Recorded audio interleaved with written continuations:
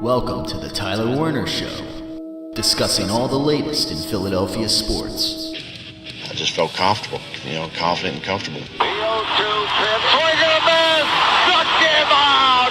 Man, I love y'all. I hope y'all keep trusting the process. But did they score? And now, here's Tyler Werner. In a big week on the Tyler Werner Show, as we have a lot going on here as we close down the month of November and are working our way towards the winter months. And things in the Philadelphia sports scene are getting interesting. The Eagles, first of all, staying alive with a much-needed win. I mean, it was win or bust for this Eagles team on Sunday when they took on the New York Giants at Lincoln Financial Field. The Eagles snapped their 3-game home losing streak. And it was an uphill battle, maybe against a Giants team that, found a way to put together a couple of wins, albeit against not so good competition, but nevertheless, the Eagles get it done where it looked like just again, like coming out 3-and-out right out of the chute. But nevertheless, the Eagles, they stuck a little bit with Josh Adams. And although the Eagles narrowly won this game,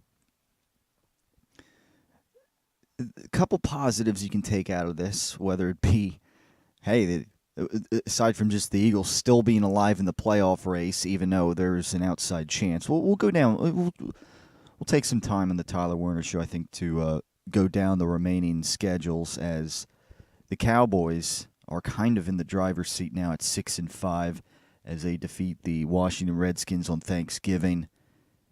Have the tiebreaker currently over the Redskins, and the Redskins, struggled without Alex Smith.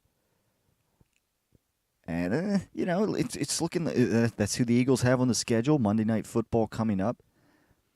Looking like a game that perhaps the Eagles, they can string together a win here.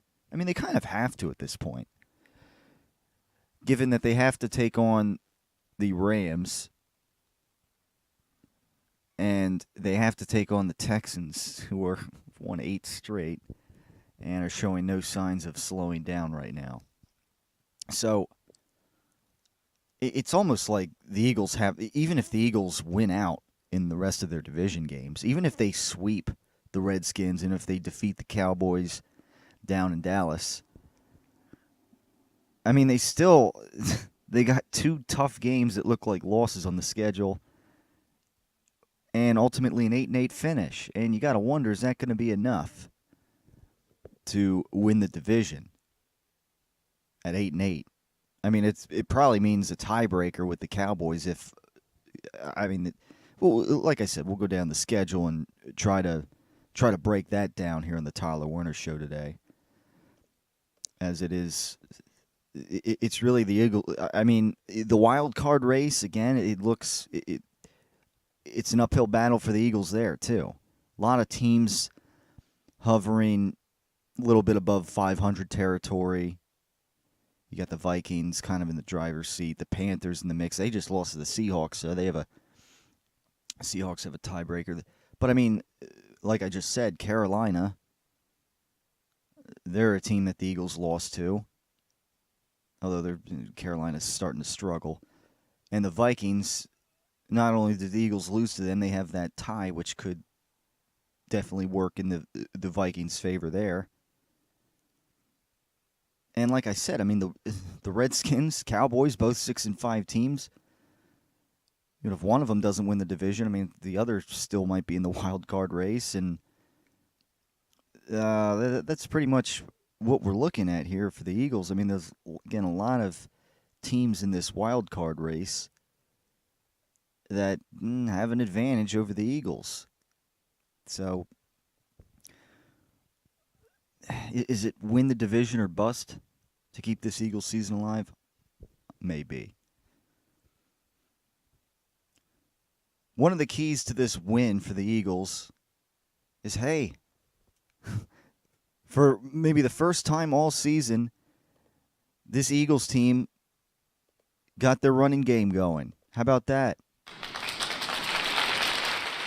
With none other than Josh Adams, who, unfortunately, we've been seeing games where he only gets a few carries because then the Eagles fall however many points behind the New Orleans Saints rather quickly in the game, and then already you're working against time, and running the ball is not ideal. At least the Eagles, they kind of found their way back in this game, even though the Eagles were struggling early on, as they usually have on offense. At least they put up 11 points in the first half this time, and in the second quarter that was. Seems better than average. But nevertheless, Josh Adams, 22 carries, 84 yards, and a touchdown run. Corey Clement too. He had a couple good runs. He only had 5 carries, but he had a few good runs out there as well. No Smallwood this game. So, and with Ajayi and his knick-knack injuries, Sproles is done pretty much, and what we may be looking at here going forward is maybe Josh Adams is the number 1 back. And I mean, it was mentioned after the game. It was like Josh Adams is the Eagles. Well, duh. He's the first string running back. He's basically carrying the load. He's carrying the ball 22 times this game. I would think that he's going to be the starting running back going forward.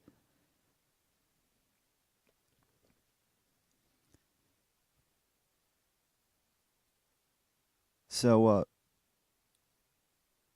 Eagles get the job done. And they keep themselves alive. Good stuff. Zach Ertz, having his usual damage out there that he's doing. 91 yards, a touchdown. Dallas Goedert, a few good receptions as well. Golden Tate, only 30 yards. You would think, they could find a way to use him a little more, but nevertheless, the Giants, they're a mess. Eli making some critical Eli mistakes in this game. Like that throw to Malcolm Jenkins. Like, what was he doing lofting the ball? Like, they're in field goal range, time's running down in the second quarter. Like what business is he doing chucking the ball like that for an easy interception for Malcolm Jenkins? Who, by the way, I wonder if maybe that makes up a little bit for the fine for the finger last week with Coach Sean Payton flicking Sean Payton off. Little fine for that on Malcolm Jenkins' end, but Jenkins with an easy interception on that play. And Saquon Barkley, again, he was doing damage in the first half. After that, it is what it is, but the Giants, they're a mess, all right? Yeah, they put together a couple wins against bad teams, but the Eagles, as they normally do, taking care of business against the Giants. They're good. Still alive, but nevertheless, an uphill battle. Here's where things get interesting. Markelle Fultz, as we were discussing last week, this so-called shoulder surgery or shoulder evaluation, whatever, that they couldn't get done right away, that had to wait until the following Monday, almost a week later. And now we got those trade rumors. And right now, it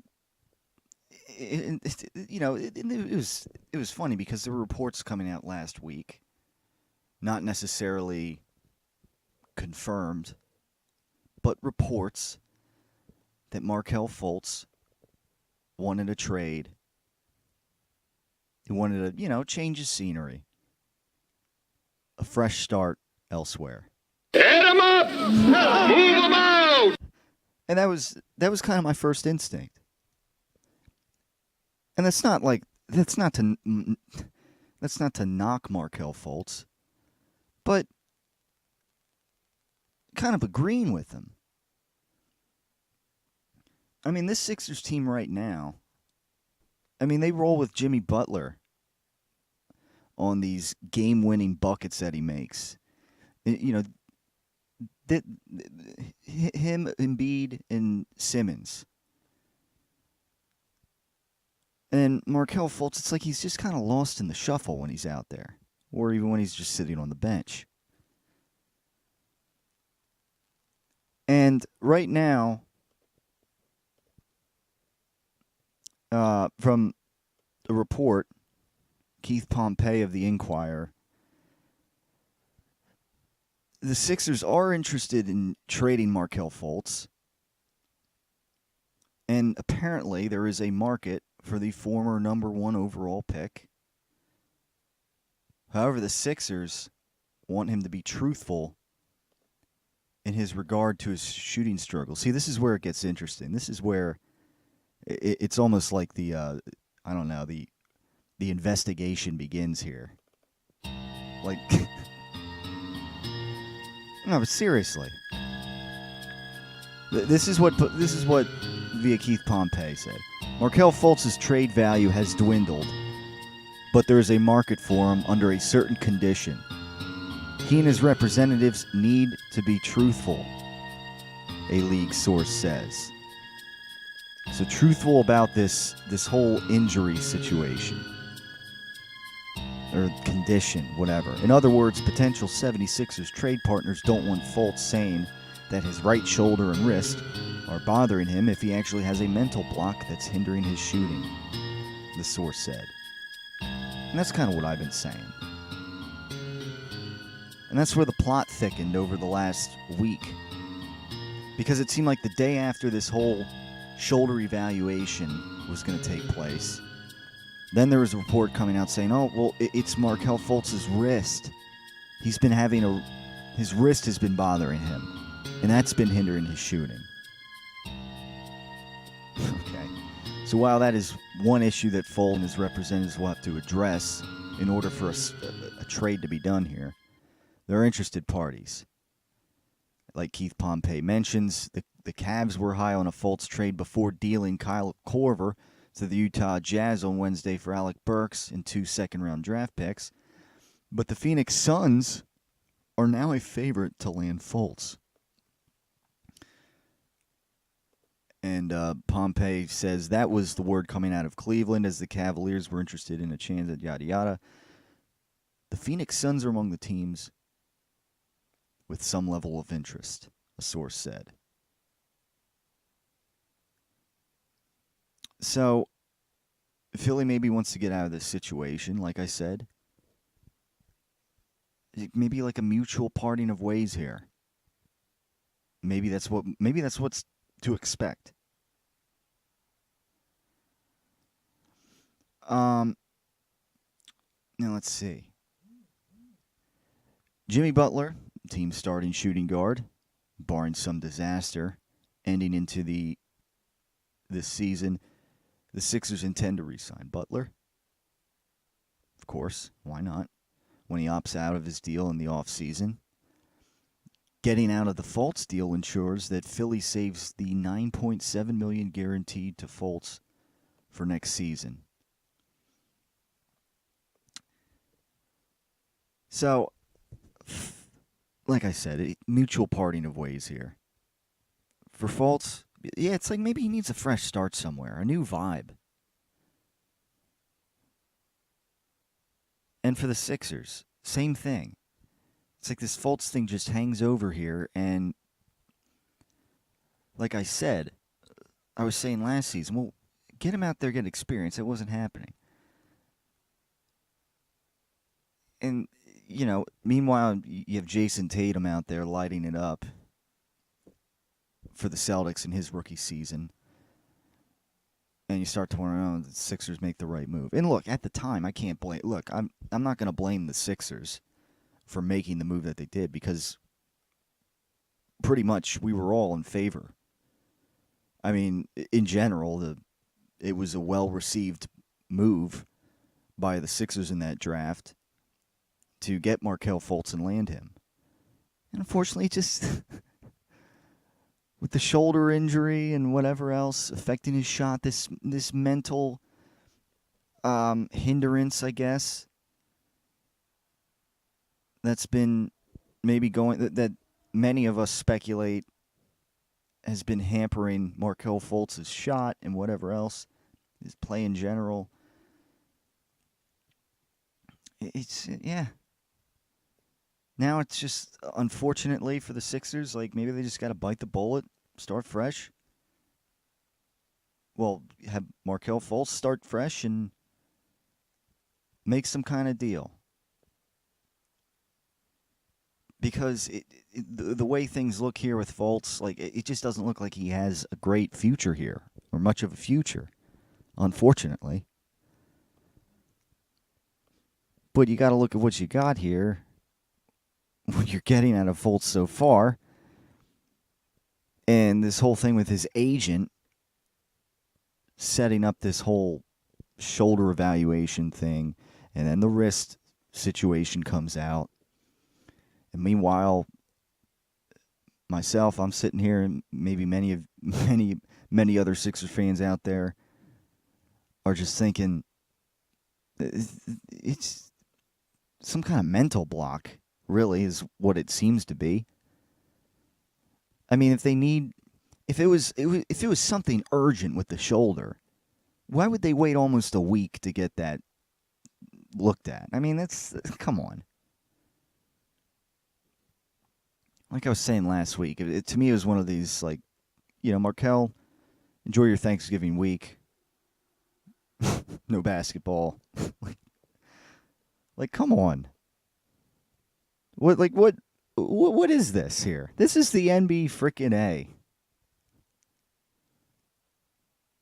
And he's, I don't know.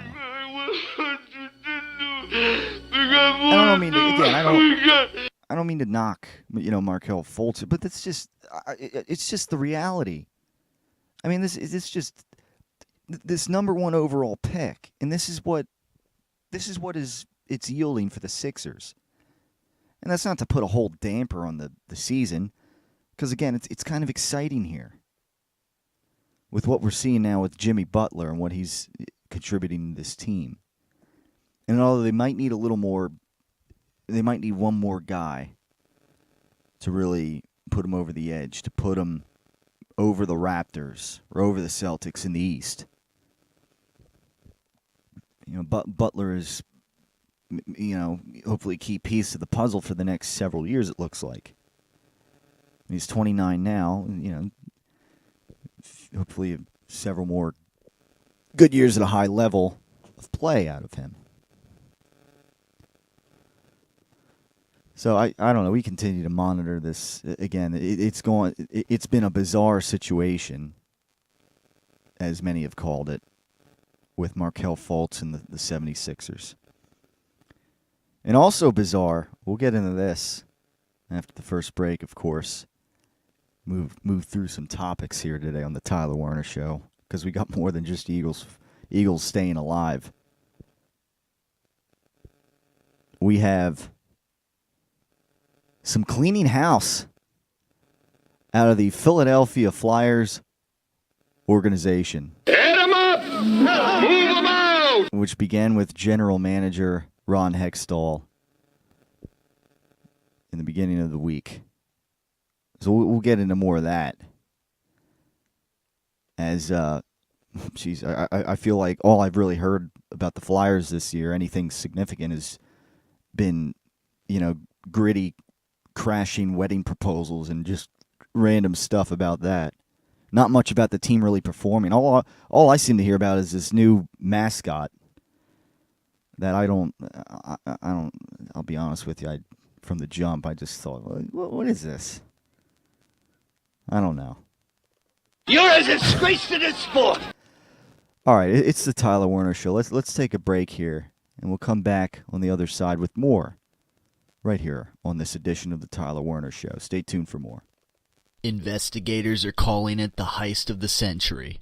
The grand robbery of Brady and Belichick's slow-cooked Italian meatballs, committed by some apparently hungry NFL officials who love their balls. When I came in Monday morning, I was shocked to learn of the news reports about the balls and the process that happened between when they were prepared and went to the officials and went to the game. As shocked as Belichick was of the news, perhaps Brady, the last man out of the kitchen on that Sunday night, was even more shocked to hear of the news of the theft. I have a process that I go through. It was the same process that I always go through. When I felt them, they were perfect. I mean, I wouldn't want anyone touching those. I would zip those things up and lock them away, and that's what I thought I was doing. As Brady and Belichick up the ante on their ball security, you'll just have to pick up a pack of their meatballs the next time you hit the grocery store and enjoy just how perfect these balls really are. Tom's personal preferences on his ball security are something that he can talk about in much better detail than I could possibly provide. Number one box office attraction, number one WWE superstar, multi-time WWE champion, Brock Lesnar. Time to revamp your office space, eh? Looking for an interior decorator? Look no further than Brock Lesnar. Now that's the way a real man uses a sledgehammer. Out with the old, in with the new. Give Brock Lesnar and Paul Heyman a call. Mr. Lesnar, you're the future of interior decorator. I think we're done.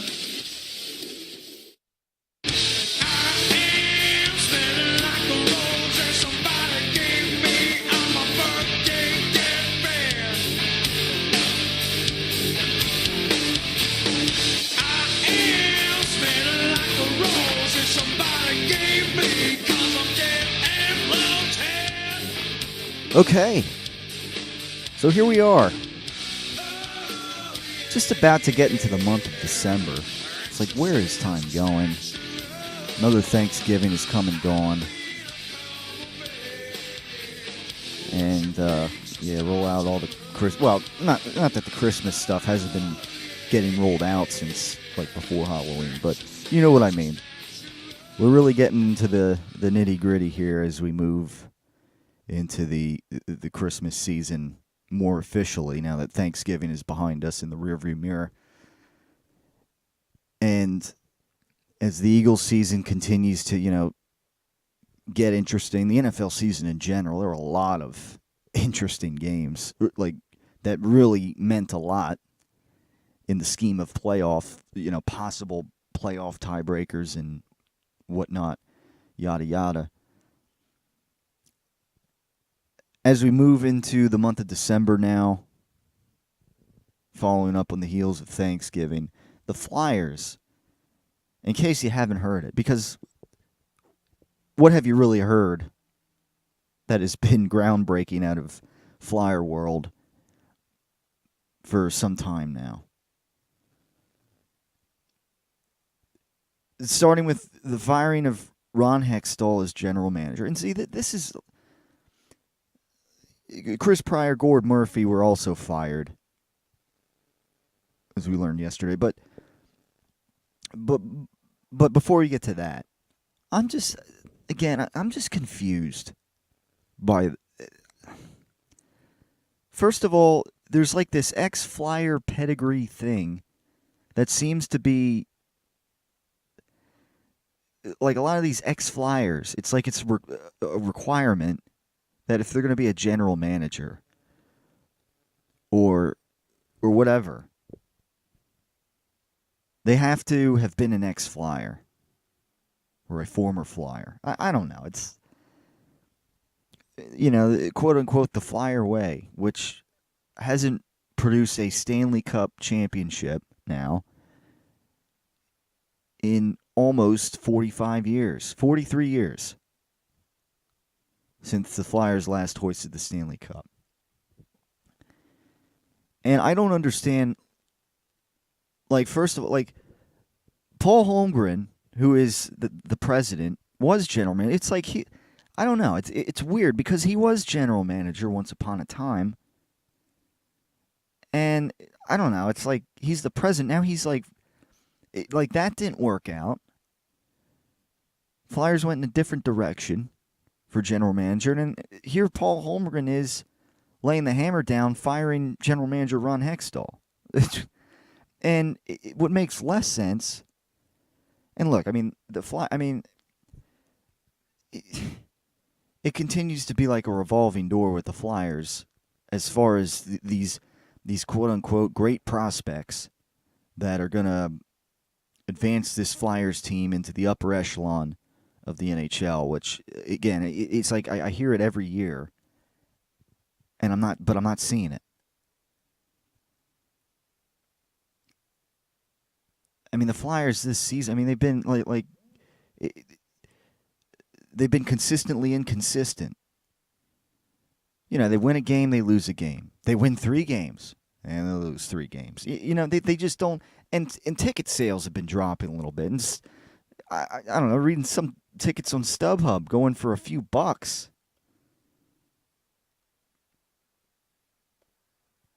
I don't know if that maybe factors into this a little bit, that they got to shake it up. The corporate executives or whatever, they're seeing numbers. They're seeing they're not seeing home crowd sellouts like they used to. Sure. Just leave me Gritty's paying dividends, huh? But I mean, I would have thought that everything I hear about Gritty, I would have thought, geez, no matter how inconsistent the Flyers are, I mean, if Gritty's there, the Wells Fargo Center, I would have thought that would have, I would have thought that would have been a buffer to the Flyers still not winning a Stanley Cup for almost 45 years, for almost 4 decades and a half. But nevertheless, Paul Holmgren kind of goes on this, he kind of went on to say, Ron left us in a great position and yada yada. It's like, well, if he's leaving you in a great position, why fire him? I don't know. Like, right off the bat. I agree. I don't know. That doesn't seem to make logical sense, but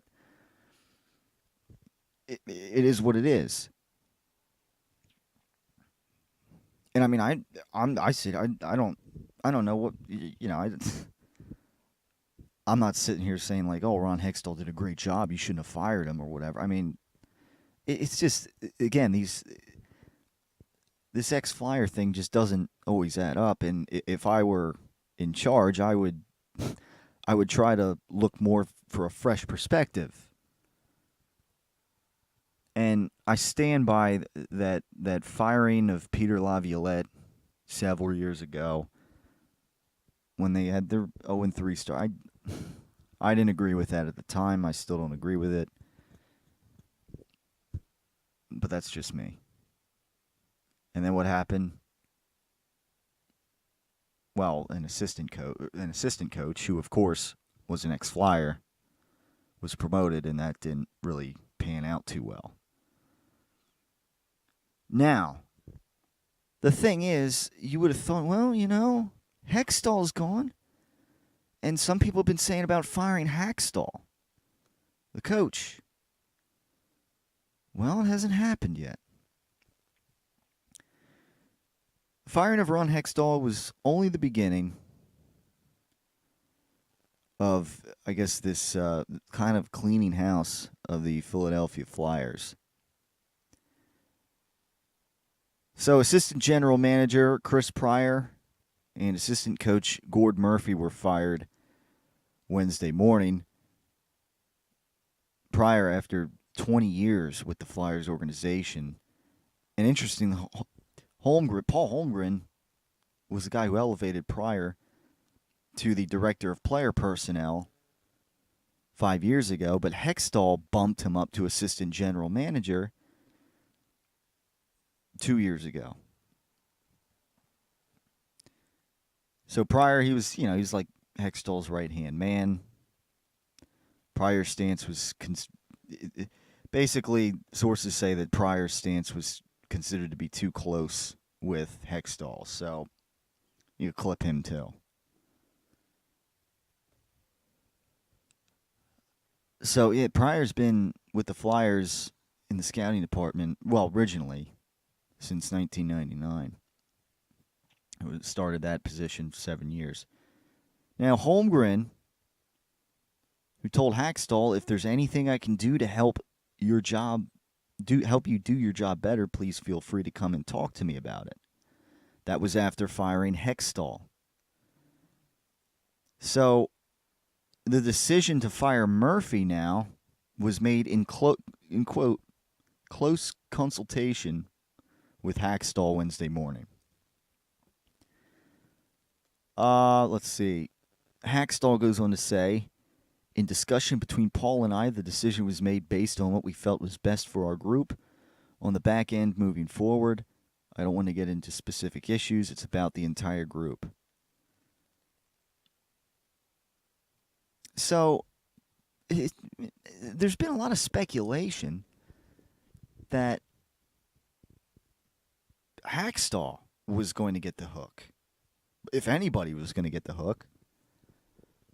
And again, it kind of comes back to the whole thing, like, oh, these prospects are going to get, and Dave Hackstall's whole, not a good coach. Or I still don't know if Dave Hackstall's a great coach or not. I mean, as far as I'm concerned in hockey, I mean, it's one of these instinctual games. And I don't think, with all due respect, I don't think coaching in hockey necessarily has as much of an impact as maybe coaching in NFL football does. Or perhaps the manager in baseball. In football you're calling plays or whatever. I mean, there's so many moving parts there in football, stoppages of play. Hockey, I don't know, it's a little more instinctual. A lot on the fly. And same with baseball. Almost like a chess match in a way, where coaching or managing really maybe plays a bigger part. So I still don't know what Dave Hackstall is, but I know this. It looks terrible when the Flyers come out, and it's a bad reflection on the coach when they come out and they get blown out at home 6-0 or whatever to the Maple Leafs or whoever. That's not a good reflection on the coach. All right, so here's Holmgren's statement regarding Wednesday's transaction. The Flyers organization has relieved Chris Pryor of his duties as Director of Player Personnel and Assistant General Manager. In addition, in close consultation with Flyers head coach Dave Hackstall, Gord Murphy has been relieved of his duties as assistant coach.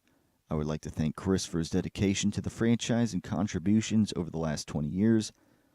Likewise, we thank Gord Murphy for serving behind the bench for the last 5 seasons and helping grow and develop our young core of defensemen. We do not anticipate any further personnel moves in the near term. So for now, that's the. For now, it seems that is what we got as far as the Flyers end of November shakeup, if you want to call it that here. Get out! Get out! Making a few moves in the Flyers organization. Whether or not we'll see. And we'll see if some of these ex-Flyer guys are replaced with, I don't know. Maybe we'll see if the next general manager is another ex-Flyer. I don't know. We'll see what happens. I don't know. The Flyers, they've just been up and down, and I mean, I feel like they're just in this repeated cycle year after year. They don't have a roster that jumps out at me. There's a goaltending situation that continues to be a revolving door. They don't have a guy that can quote unquote, stand on his head or whatever. Oh my God! Yeah, I think Steve Coates would like that one. I mean, that's really, it's just much of the same, and I don't know. See who the Flyers can get for general manager. But like I said, I mean,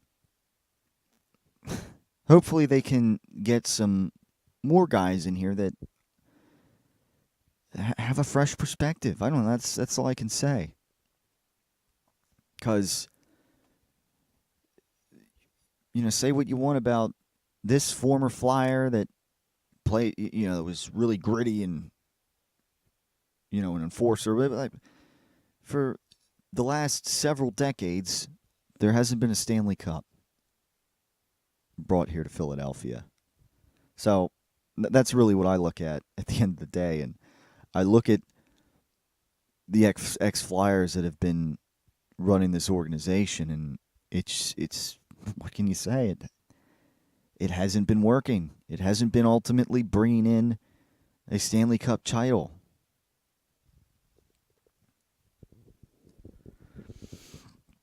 So that's enough on that of Flyers for now.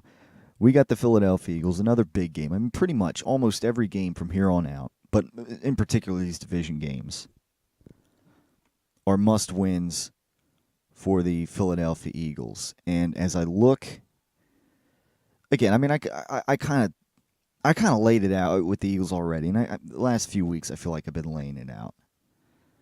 It's almost as if they have to, to assure themselves the NFC East. It's almost as if they have to steal either the Rams or the Texans game and sweep the division to finish 9-7. I think if they do that, which that's a daunting task, given the only really convincing win this Eagles team has is against the Giants earlier in the season. I mean, that's pretty much it. I mean, these other wins have been, the Eagles haven't really played a complete game, and they're fairly fortunate to have won this one against the Giants. But nevertheless, all right, so as far as the NFC East goes, I mean, the Giants were, keeping their playoff hopes alive, I guess, with a couple of wins that they put together. If they maybe would have swept the rest of their schedule, but obviously that didn't happen, and there was very little chance of that happening anyways.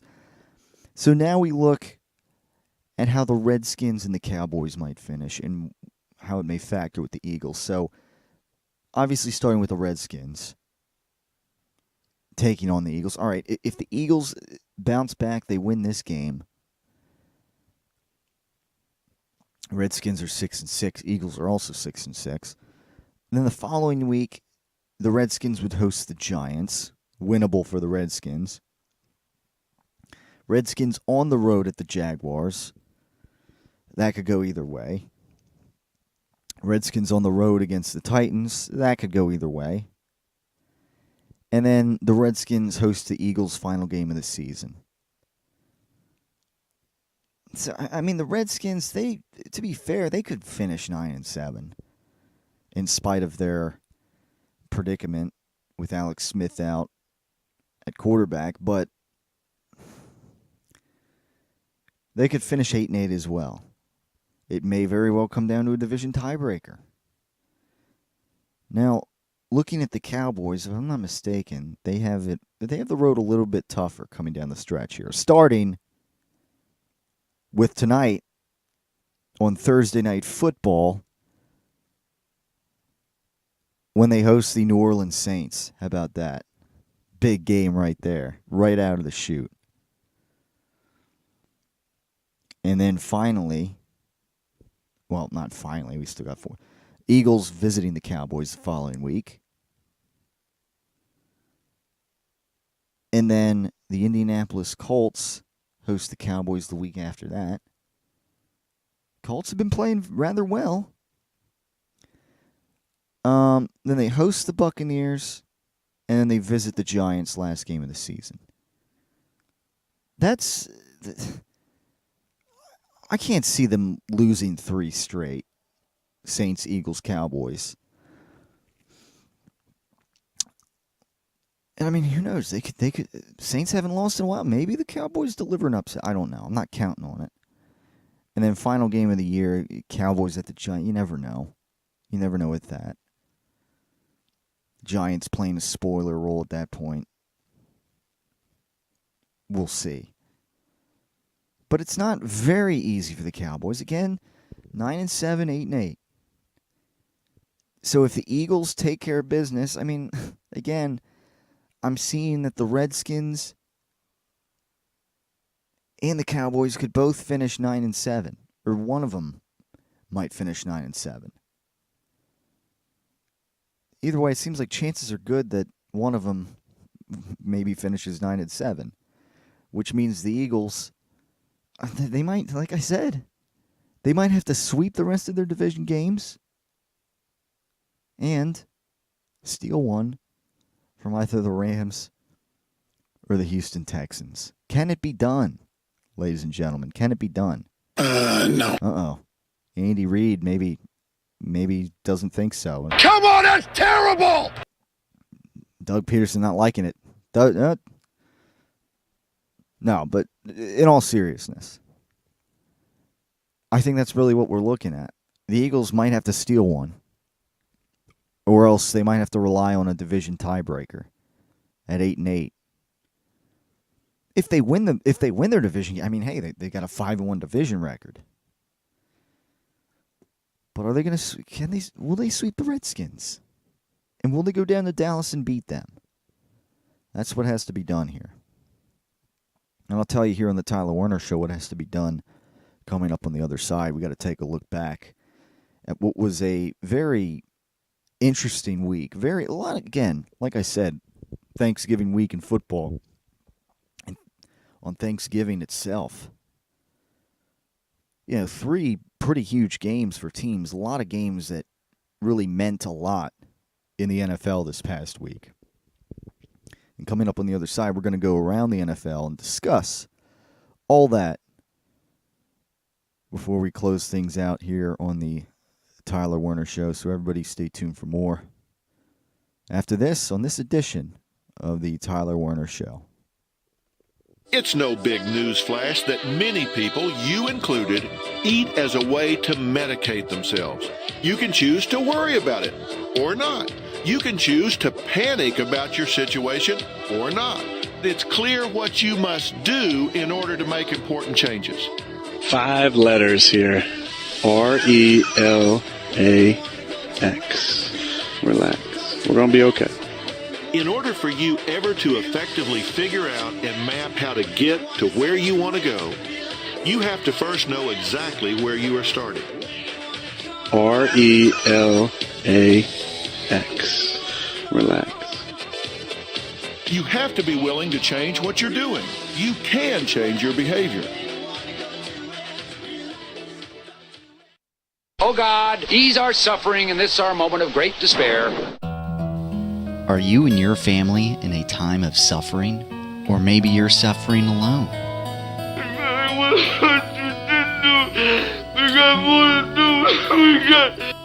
Maybe you just don't know where to turn to, but now you have an answer.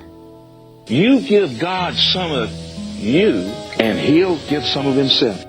The wise words of Tilton Talk will guide you on your way. Every weekday from 10 to 11 a.m. on Repentance Network. Oh, hallelujah! Come on, everybody shout with me. Hallelujah! Hallelujah! Tune in to Tilton Talk every weekday morning from 10 to 11 a.m. and soon you'll be shouting hallelujah. He's able to do exceedingly abundantly above all that we could ask or think.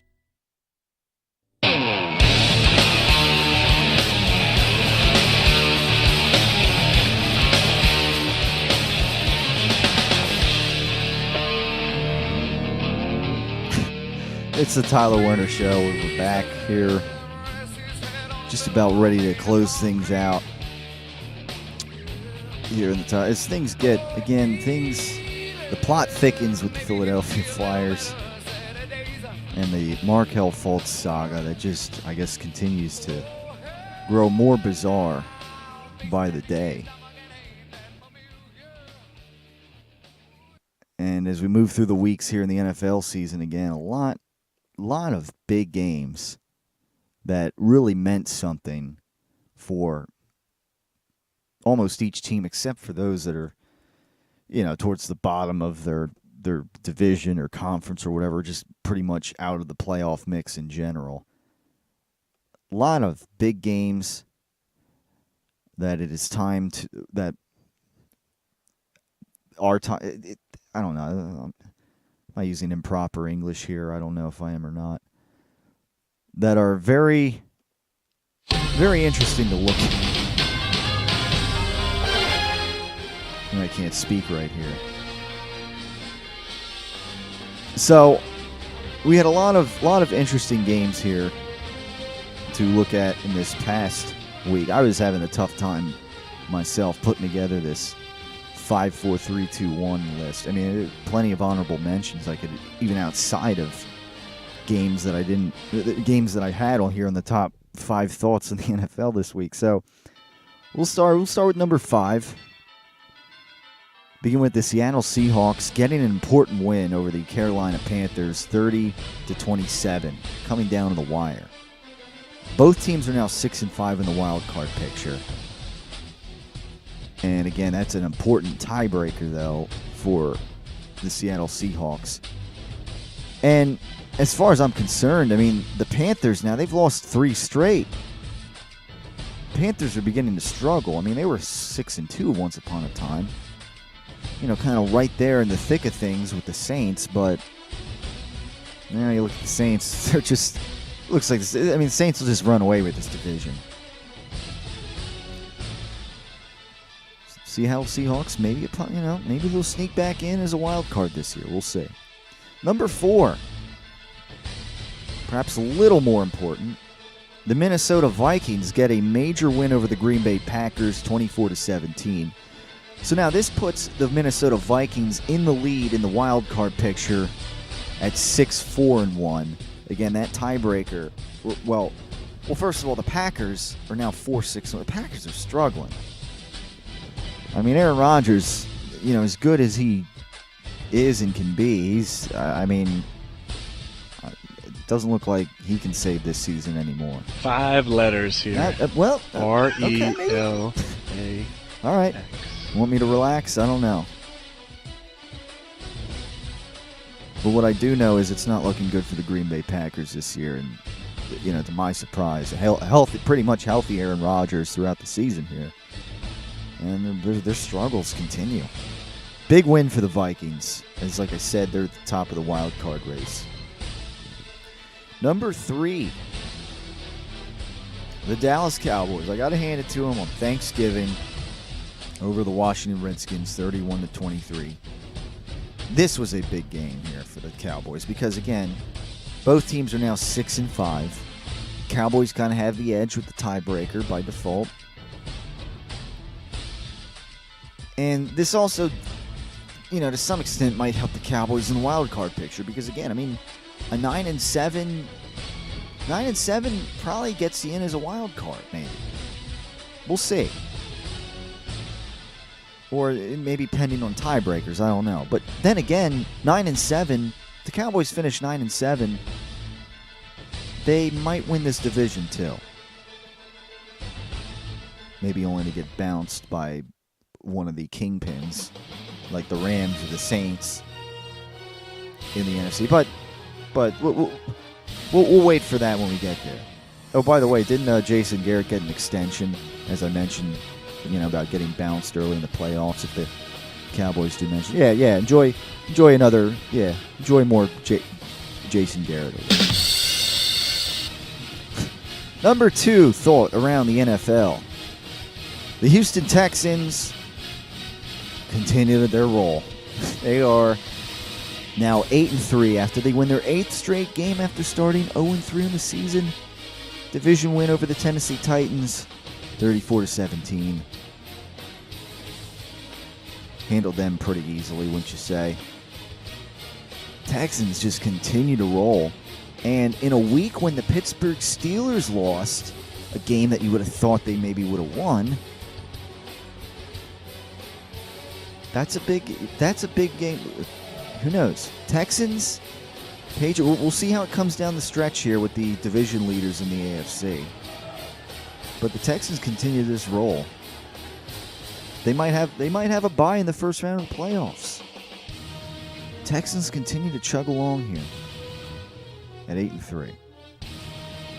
Meanwhile, number one thought around the NFL. Although the Texans have won 8 straight games, the New Orleans Saints have won 10 straight. After defeating the Atlanta Falcons on Thanksgiving night to wrap that slew of games up, 31-17 win over the Falcons. Falcons pretty much done at 4-7. Really having a disappointing season after showing some potential in the playoffs for sure, and narrowly losing to the Philadelphia Eagles in the divisional playoffs. Saints, what can you say? I mean, this wasn't even one of their more impressive wins. But nevertheless, they get it done in the division.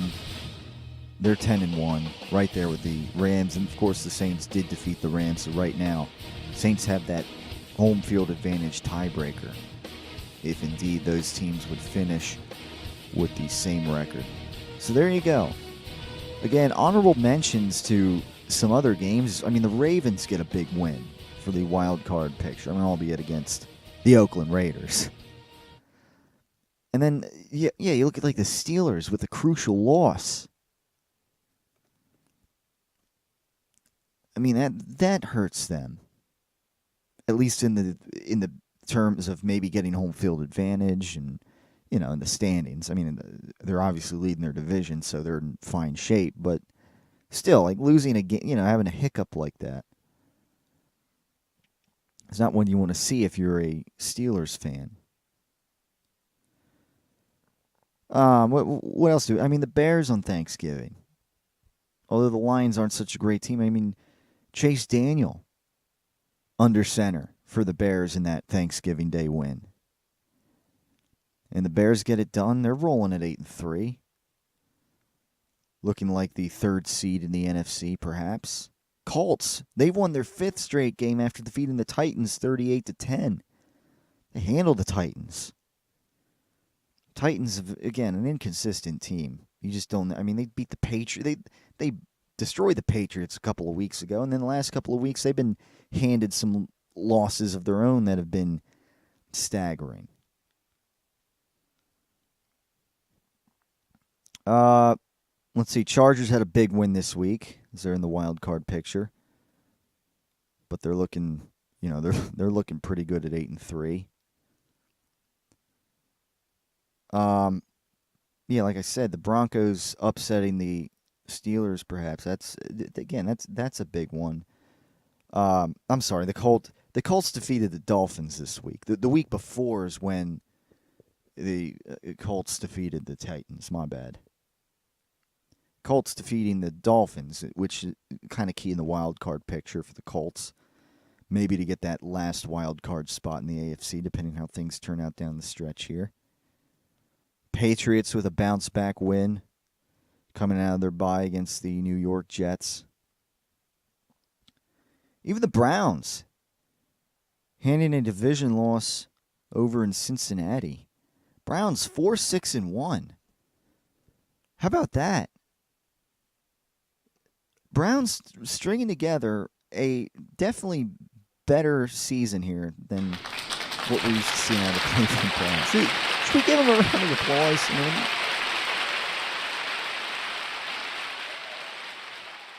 How about it? 4-6-1. I mean, same record as the Green Bay Packers, ladies and gentlemen. No joke. Did anybody expect that? Was anybody expecting that? That, 11 games into the season, that the Browns and the Packers with Aaron Rodgers would have the same record? Was anybody expecting that? No. Neither was I, Andy. All right. So that's, like I said, a lot of big games. And the Eagles are one of them. Even though it was against the New York Giants, even though the Eagles were struggling, this is what they needed to kind of, turn it around if you or at least maybe hopefully turn it around, as the Eagles have another big kind of must-win game against the Washington Redskins this week. And the whole thing, Doug Peterson, oh yeah. Jim Schwartz listening to their players. That's great. If I would like my head coaches, head coordinators, whatever, I would like them to, I don't know, I'd like them to be more prepared so that they wouldn't have to listen to their players, wouldn't have to make adjustments in the middle of the game, because that might not work against the Redskins. Maybe it'll work against the Giants. A team like that. But it might not win against better teams if it comes down to that, where adjustments later in the game, like the Saints, certainly it didn't matter when they made adjustments. You come out unprepared against the Saints like that, and you'll see a 48-7 loss like the Eagles saw.